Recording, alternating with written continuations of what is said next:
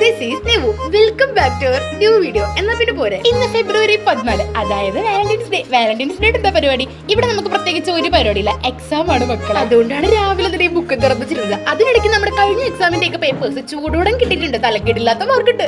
ഇനി എങ്ങാനും തലക്കേടാണോ തരക്കേടാണോ ഏതായാലും തെറ്റില്ല അല്ലേ. ഉച്ചയുടെ എക്സാം കഴിഞ്ഞെങ്കിലും ഈവനിങ് ആയപ്പോഴാണ് നമുക്കൊന്ന് റൂമിൽ എത്താൻ പറ്റിയത്.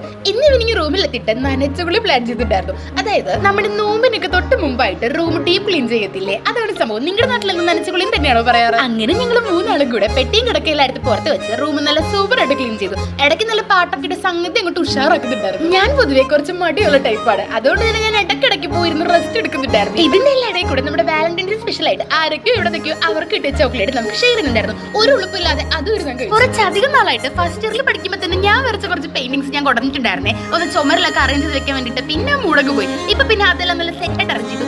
ഈ രണ്ട് പെൺകുട്ടികളുടെ ഫോട്ടോയിൽ ഇതാണ് ഞാൻ ആദ്യം മേടിച്ചത്. ക്യാൻവാസ് വർക്ക് ഒരു 8-ലോ 9-ലോ പഠിക്കുമ്പോൾ, അല്ല 10th-ലാണ്. ഞാൻ മുകളിലേക്ക് കയറിയ സമയം കൊണ്ട് എന്റെ ഫ്രണ്ട് എന്നേലും ഒക്കെ തുടച്ചു കഴിഞ്ഞിട്ട് എനിക്ക് അവിടെ പ്രത്യേകിച്ച് റോളൊന്നും ഇല്ലാത്തതുകൊണ്ട് ഞാൻ ഐസോടെ കുളിക്കാൻ പോയി. കുളിച്ചിറങ്ങി വന്നപ്പോഴത്തേക്ക് ടേബിളൊക്കെ എടുത്ത് അകത്തോട്ട് റൂമൊക്കെ നല്ല സെറ്റായിട്ട് കിടപ്പുണ്ട്.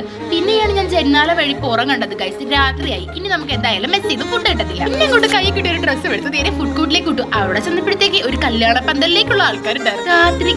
കാത്തിരിക്കലായി. അതിന്റെ പിന്നെ കുറച്ച് കുശലങ്ങളൊക്കെ നമ്മുടെ ജൂനിയേഴ്സ് അടക്കം പറഞ്ഞിരുന്നപ്പോഴത്തേക്ക് ഫുഡ് അവർ അപ്പോഴും പാക്ക് ചെയ്തുകൊണ്ടിരിക്കുന്നുള്ളൂ. അവസാനം നമുക്ക് കിട്ടിയത് അവിടെ ഫ്രൈഡ് റൈസ്. ഈ വാലന്റൈൻസ് ഡേ നമുക്ക് എന്തായാലും ഇത് കഴിച്ചൊക്കെ ആഘോഷിക്കാം അല്ലേ. ഇതിപ്പോ ഏതാണ്ട് ഒരു ഡേ ഇൻ മൈ ലൈഫ് ആയിട്ടുണ്ട്. അപ്പൊ സബ്സ്ക്രൈബ് ആക്കുക. വീണ്ടും കാണാം. ബൈ.